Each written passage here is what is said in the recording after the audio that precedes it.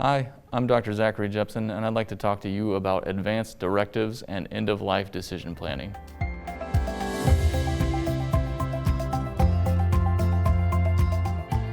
Well, Doctor, thank you so much for being on the show. We're going to be talking about advanced directives. So I think the first thing is to kind of explain to the viewers what are advanced directives and why is it important to have them? Sure, thanks for having me back again. This is a really important subject because, to be fair, this is something that all of us will have to face at some point in time. And so advanced directives are really just kind of a plan for how you would like to die or would like to have that process occur to you if you have the ability to actually kind of have a document in place to inform your family and your loved ones about what your preferences would be.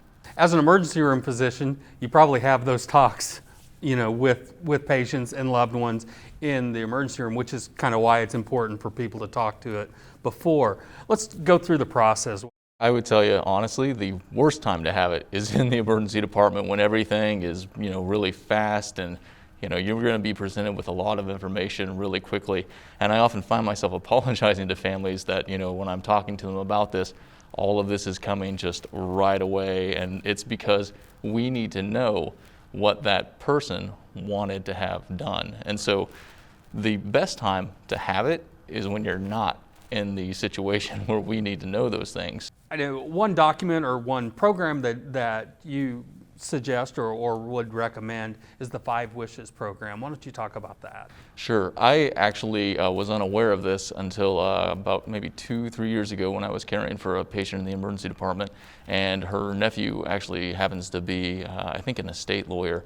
And as he and I were talking about the goals that she had, and it was, one of those cases where I think we both recognized that she was nearing the end of her lifetime, and he pulled me aside and said, "Hey, this is something that I'm really passionate about. Would you mind taking a look at this?" And he provided me a booklet that had all of that. And it was really interesting because it mirrors a lot of the things that I think my partners and I talk about with families, but it sets it up in a fairly structured document. And it's almost, like you had mentioned when we talked earlier, almost a worksheet for how people would like their, end of their lifetime to be.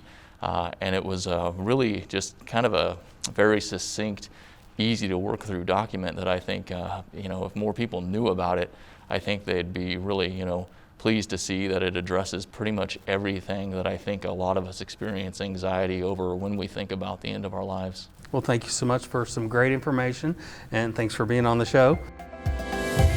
And thank you for watching. For more information about advanced directives and 5 Wishes, please visit srhc.com and go to the Patients and Visitors section.